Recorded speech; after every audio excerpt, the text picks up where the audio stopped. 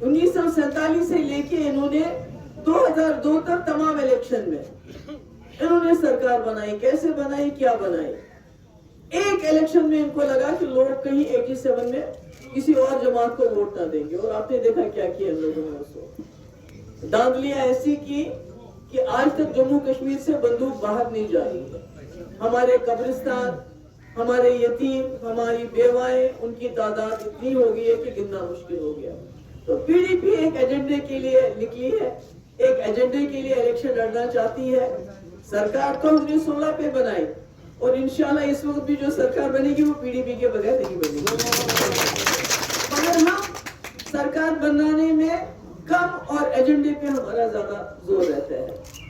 ہم نے کانگریس کے ساتھ سرکار بنائی, ہمارا ایجنڈا تھا کوٹا ختم کرنا, ٹاسک فورس ختم کرنا, مسئلہ کشمیر کے حوالے سے بات چیت کرنا. ہم نے بی جے پی کے ساتھ سرکار بنائی, سرکار کے ساتھ ہمارا اس وقت ایجنڈا تھا باضابطہ 370 نہیں چھیڑنا, بات چیت کرنا. اور میں جاننا چاہتی ہوں, کیونکہ نیشنل کانفرنس ہمیشہ الزام لگاتی ہے کہ پی ڈی پی نے بی جے پی کے ساتھ گئی. میں عمر صاحب سے پوچھنا چاہتی ہوں, جب آپ بی جے پی سرکار میں وزیر بنے, آپ کی کارکردگی ان 5 سالوں میں کیا رہی؟ آپ نے کوٹا نہیں بنا تھا تو آپ نے یہاں اس کو لاگو کر دیا.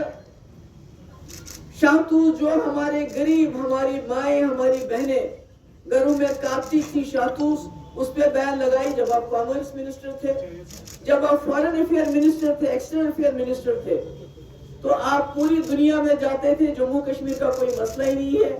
اگر آپ دوسرے کشمیر کو بمباری کرو گے, پاکستان کو بمباری کرو گے تو سارے مسئلے حل ہو جائیں گے. یہ ان کی اس وقت بات چیت ہوتی تھی جب وہ بی جے پی کے ساتھ تھے. جب ہم نے بی جے پی سرکار کے ساتھ ہاتھ ملایا تو 12,000 نوجوانوں کی ایف آئی آر میں نے واپس لی. آپ نے دیکھا ہوگا کہ اگر آج کسی ملازم کے اوپر الزام لگتا ہے, ایف آئی آر نہیں ہوتی ہے, صرف الزام لگایا جاتا ہے کہ آپ سمپتھائزر ہو, آپ ہمدرد ہو ملیٹنٹ ہو, کہ اس کو نوکری سے نکالا جاتا ہے. میں نے 12,000 نوجوانوں کے خلاف ایف آئی آر لی جن کے کر سکتے تھے. کیا آپ نے اپنے ٹائم میں کیا؟ آپ کی بھی تو کانگریس میں دلی میں سرکار تھی, آپ اس کا حصہ تھے. ہاں, ایک کام ضرور کیا, ایک کشمیری کو پھانسی لگائی. میں نے 1 مہینے کا سیز فائر کروایا. کیا آپ نے کروایا؟ واجپئی جی نے فاروق صاحب کے ٹائم میں سیز فائر کروایا, جو 15 دن کے بعد فاروق عبداللہ صاحب نے مجبور کیا واجپئی جی کو واپس لینے کے لیے. بیکاز آئی اسٹل ریمبر فاروق صاحب کے ورڈ. انہوں نے کہا, میں نے ڈی جی پی اس وقت سوری صاحب تھے, میں نے اپنے ڈی جی سے کہا گو گیٹ دیم, میں نہیں مانتا ہوں. تو اس لیے یہ جب بات کرتے ہیں, بار بار بات کرتے ہیں, پی ڈی پی نے بی جے پی سرکار سے ہاتھ ملایا مگر ہم نے اپنے ایجنڈے کو قربان نہیں کیا. مگر جب عمر صاحب بی جے پی کا حصہ تھے تو انہوں نے بی جے پی کو ایجنڈا چلایا. نیشنل لیول پہ, انٹرنیشنل لیول پہ پاکستان کی بمباری کی بات کر کے, اسٹیٹ لیول پہ کوٹوں کو یہاں لاگو کر کے. اور یہاں آپ کو یاد ہوگا جب عمر صاحب وزیر اعلیٰ تھے تو شپین میں ایک حادثہ ہو گیا, تو جنہوں نے شکایت کی انہیں کو جیل میں, وہ آج بھی جیل میں بند ہے. مگر میرے وقت میں جب اس قسم کا حادثہ ہوا تو میں نے بی جے پی کے منسٹرز کو ڈراپ کر دیا.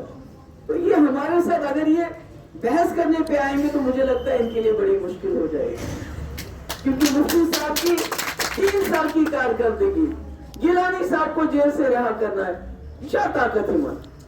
مجھے بتائیے, عمر صاحب تو کہہ رہے تھے کہ میں چپراسی کی ٹرانسفر نہیں کر سکتا ہوں.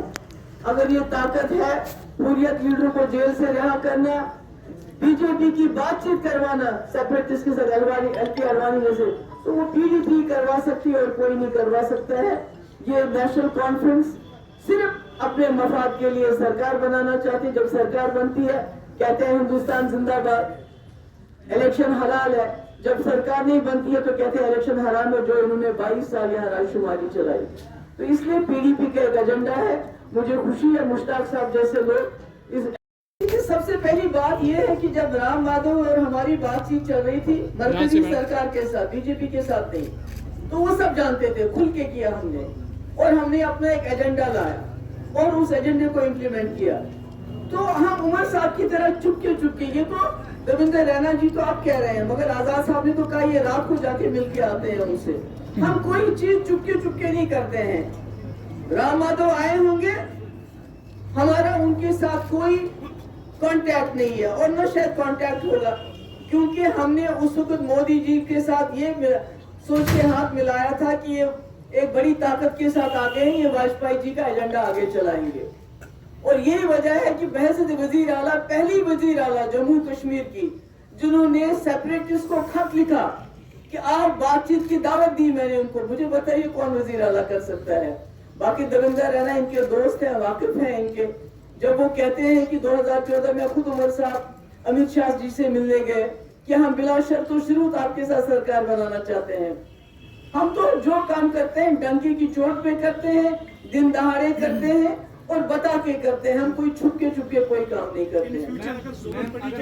मैंने कहा कि हमने बीजेपी के साथ जम्मू कश्मीर के मसले के हल के लिए हाथ मिलाया था कि अगर मुफ्ती साहब को वजीर आला बनना होता तो वो कांग्रेस के साथ मिलकर भी बन सकते थे।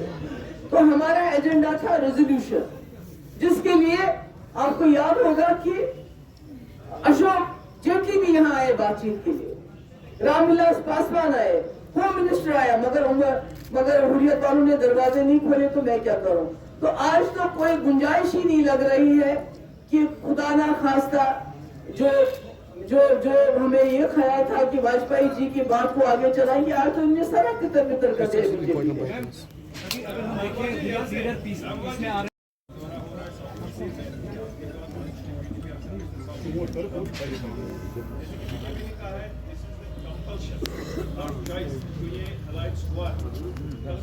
ये तो मुझे नहीं मालूम कंपल्शन है या क्या है, पर जहां जहां भी एनसी और कांग्रेस का अलायंस हुआ है वहां पर, खासकर जैसे आपको याद है लद्दाख में अलायंस हुआ था तो एनसी ने इंडिपेंडेंट कैंडिडेट खड़ा कर दिया, जो जीत के आ गया फिर वो एनसी में चला गया। तो हर जगह वही फ्रेंडली फाइट हो रहा है, तो अलायंस का तो। मगर दूसरी बात, जहां तक साउथ कश्मीर का सवाल है, साउथ कश्मीर में स्कूल एडमिनिस्ट्रेशन से लेके, कॉलेज से लेके, यूनिवर्सिटी से लेके, एम्स से लेके, तहसीलों से लेके, डिस्ट्रिक्ट से लेके, अगर कुछ काम हुआ है वो मुफ्ती साहब के 3 सालों में हुआ है, नेशनल कांफ्रेंस के 50 साल में नहीं हुआ है। Sorry, Rahul Gandhi is most welcome. Rahul Gandhi Kashmir आना चाहते हैं, अपनी पार्टी के लिए प्रचार करना चाहते हैं, उनको पूरा हक है। मैडम, पीडीपी में हुर्रियत नेता आ रहे हैं, क्या हम माने पीडीपी की विचारधारा अब असरअंदाज हो रही है हुर्रियत वालों से? देखिए, पीडीपी की विचारधारा किसी से अंदाज नहीं। हमने जब बीजेपी के साथ भी हाथ मिलाया तो हमारा अपना एजेंडा चला है। नहीं तो मैं 12,000 नौजवानों की एफआईआर वापस नहीं ले सकती थी अगर मैंने बीजेपी का एजेंडा चलाया होता। मैं चिट्ठी नहीं लिखती हुर्रियत वालों को। इसलिए पीडीपी को अपने एजेंडे पे भरोसा है और वो प्रैक्टिकल है, वो रियलिस्टिक है। वो बात हो सकती है, हम कहते हैं रास्ते खोलो, बीजेपी कहती है हम उस कश्मीर को वापस लाएंगे, हम कहते हैं पहले उस कश्मीर और इस कश्मीर के रिप्रेजेंटेटिव्स को एक ज्वाइंट काउंसिल में तब्दील करो। तो हम तो एक रियलिस्टिक सोल्यूशन दे रहे हैं ना। हम कहते हैं जहां जहां सिचुएशन इंप्रूव हो गई है वहां फौज को निकाल के बैरक्स में वापस भेजो। जहां जहां मुफ्ती साहब ने निकाला था, अनंतनाग में कई जगह पे निकाला जहां पर यूनिवर्सिटी बनी, कॉलेज बने। तो हमारा तो जो पीडीपी का जो सोल्यूशन है वो हमेशा रेलिवेंट रहेगा तब तक जब तक मसले कश्मीर हल नहीं होता है।